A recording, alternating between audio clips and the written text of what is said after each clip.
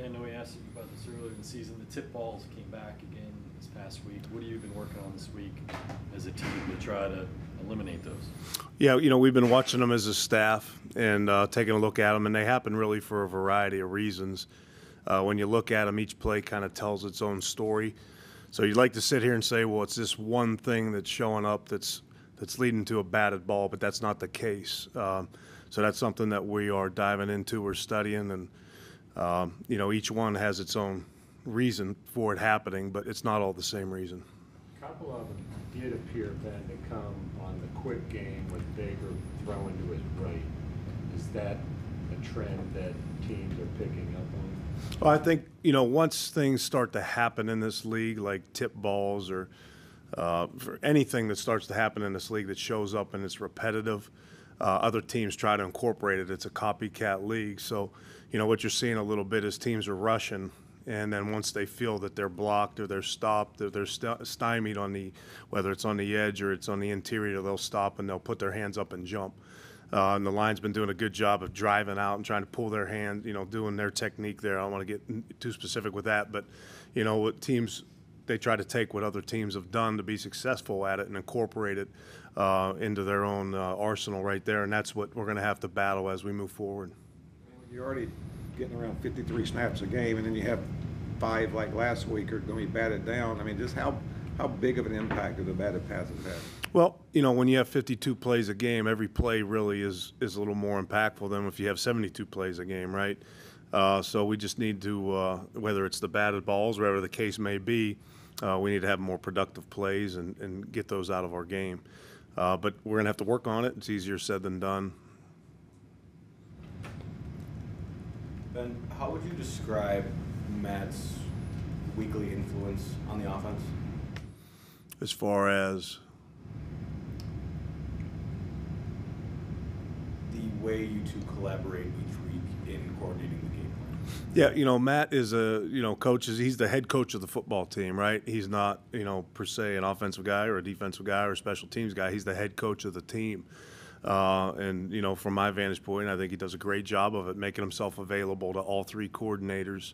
And, we're always communicating on things that we can do to help ourselves be successful, whether it's personnel or whether it's schematics or, whatever the case may be, run-pass ratio, all those things.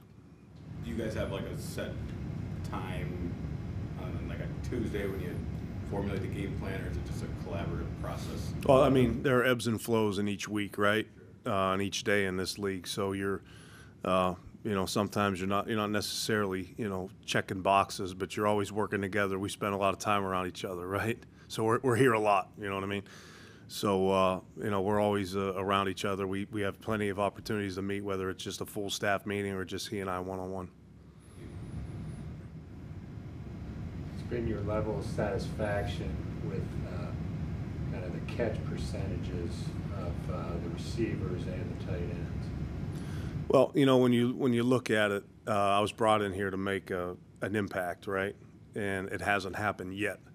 Now, that doesn't mean we're discouraged or, we're 4 games in, right? So we got another game this week, and we're excited at the opportunity that we have this week, and we have a tremendous opponent coming in here this week. And we're just going to keep working at it and throwing effort at it. And, I think we have a tremendous locker room and a tremendous coaching staff, and we're just going to keep plowing away and plugging at it. But if anything, I'm motivated and I'm excited, to keep working with these guys and get this thing to improve. Specifically, those 2 position groups. Just as far as catch percentage, yeah. I mean, we need to be better in the passing game. And the first thing I do is look at myself. Hey, I got to call it a little bit better, right? We got to throw it a little bit better. We got to catch it a little bit better. We got to block them a little bit better. It's not just one thing. When you're struggling, you can look at it and try to point fingers. It's the quarterback. We all know that in this league, when you have success, the quarterback probably gets a little too much success, and when you're not having success, he gets a little too much blame, right? So I think we're all in this together, and if we can keep from pointing fingers at each other and just work at pointing fingers at what we need to fix, we'll be better. Matt mentioned that on in some cases, guys really wanting to make an impact. Sometimes, I guess, I don't know how can you explain it, maybe a little overzealous, trying to do too much, or, you know, maybe panic sets in for some guys. Do you see any of that? How do you? Here's what I see. I see, you know, we have a high character locker room. We have a lot of guys who it's important to. They care. They want to play well for each other. And, you know, when it doesn't go well, sometimes you want to press and do a little bit too much instead of letting the game come to you. And we just need to go out there, relax, you know, get the stress out of our game and go play ball. Is there something that you do on an ongoing basis, you know, in practice each week to help guys deal with that? Because obviously there's levels to it. You know, you got your younger guys that may not like. Yeah, I mean, the position coaches spend a lot of time with these guys in their rooms, and they have people available for them to talk to if they need to talk to someone. But they have resources available to them. Ben, y'all have been doing this for a very long time, obviously. That's why you're in this position. What experiences do you lean on when you are trying to get this offense in the right place, considering the lack of success the offense has? Yeah, I think that there are flashes, whether it's in a game or whether it's in practice, of it looking really good, right? And then there are flashes where it doesn't look the way we want it to look. And in this league, you have to keep working to minimize the flashes of the things that don't look the way you don't want them to look. And you do that with consistency. It takes time, right? Sometimes it doesn't come as quickly as you want it to come. I hate to say it, but sometimes things, you know, get a little tougher before they get better. And when you fight through those tough times, you know, there's usually something productive and good that comes out the back end. We want it to happen faster than it's been happening. Do you think you've put the key offensive players you have at your disposal in positions to succeed, or is that something you keep going back to the drawing board each week? Well, that's something we look at every week changes, right? So we look at them. I mean, is DJ? Are we giving DJ enough opportunities? We giving Robbie? Are we giving Christian enough opportunity? You know, we look at that each and every week, and that's one of the first things I look at, right? It's players, not plays. You know, everybody's got plays, but you have to do what's best for your players to get them in position to be successful. And that's something that we look at each week going into the game and then coming out of the game, and how can we improve? How much of what's happening is on the quarterback? It's just like I said earlier. I mean, when things go well, they get too much credit, probably a little too much, right? When things don't go well, they get a little too much blame. So I think it's easy to sit back and point fingers at Baker and say, oh, Baker's doing this and Baker's doing that, and it's the reason why we're not successful. I just think that I think Baker doesn't get enough credit for what he's been able to do. I mean, he's come in here and, you know, in training camp, he's got half the reps with the ones, learned a new system, all right, that he's never been involved in. And, you know, he keeps getting better at practice. And we just need to keep working and carry that over to the games. And the guy's a fighter, and I believe in him. And I'm looking forward to it start clicking. What are specific things you've seen in practice from him that haven't necessarily translated?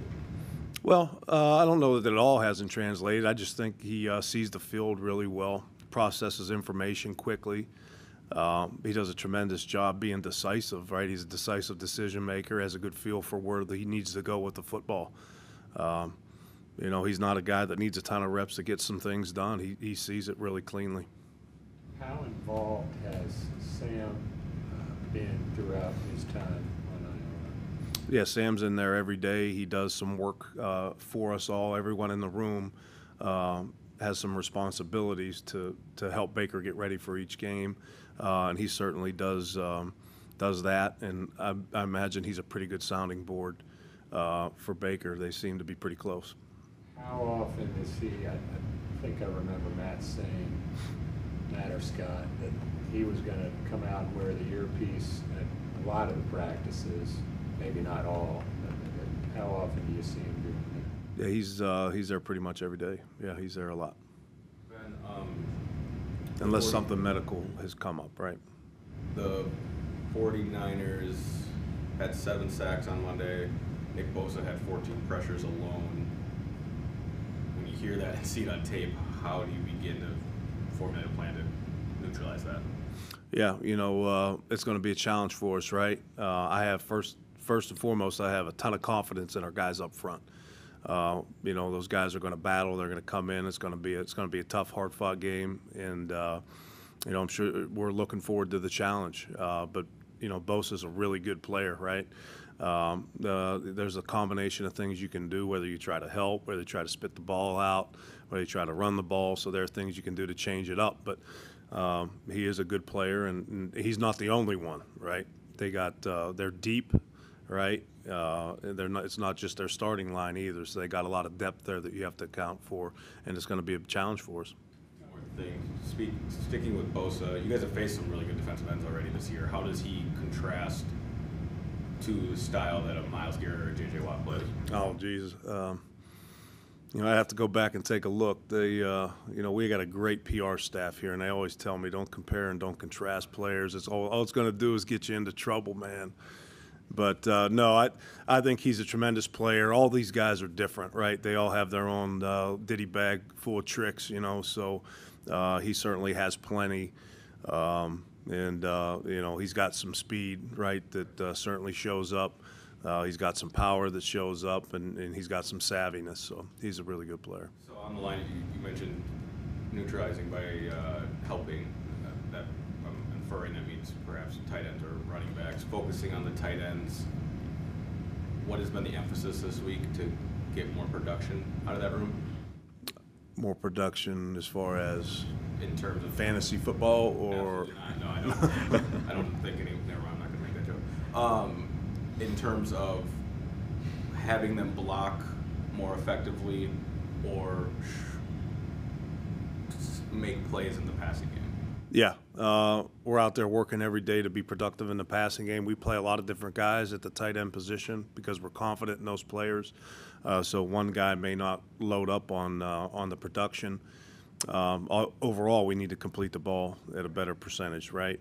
And then blocking is going to be a challenge this week. They play some techniques that are a challenge for our tight ends, and we're out there working hard. And today's a big day for us. Today's a padded day, so we need to go out and take advantage of today and win today. That'll help us be successful on Sunday. Van, how's Icky's progression been? Say it one more time. How's Icky's progression been over the last 4 weeks? Yeah, Icky continues to take steps. Thursday practices are good for him. We get a chance to get out and have the pads on, whether it's third down, whether it's a little bit of red zone work, whether it's short yardage and goal line. He's growing. He's learning the pro game, which is a little different than the college game. We just need him to keep coming slowly and steadily. Coach, have you been a sounding board for Matt as he's gone through some trials and tribulations here, and kind of hearing it from the fans last week? You kind of went through that in New York. Have you been a sounding board for him? Any conversation that I have with Coach is going to stay private. My door's obviously, he's my boss, so my door's always open to him. So anything that Coach needs, he knows I'm available to him. But the focus here has always been winning the next game. That's something that we're always, focused on. So winning today, winning the next game, being great in the next practice. We keep it as a professional environment, not a personal environment. What would you tell him about that? What would I? I would chalk that up to a hypothetical. So I'm not gonna touch it. You guys were looking at a quarterback during the offseason. Mayfield was out there. Garoppolo, who you're going to face this week, was out there. Mm-hmm. What were some of the pluses and minuses when you were weighing both of those guys? We evaluate a lot of quarterbacks. I don't believe Jimmy was ever available. I believe he was always on the Niners. So I'm gonna stay away from that one. Well, Baker was on Cleveland too. So I mean, that's true. Well played. All right. Thank you.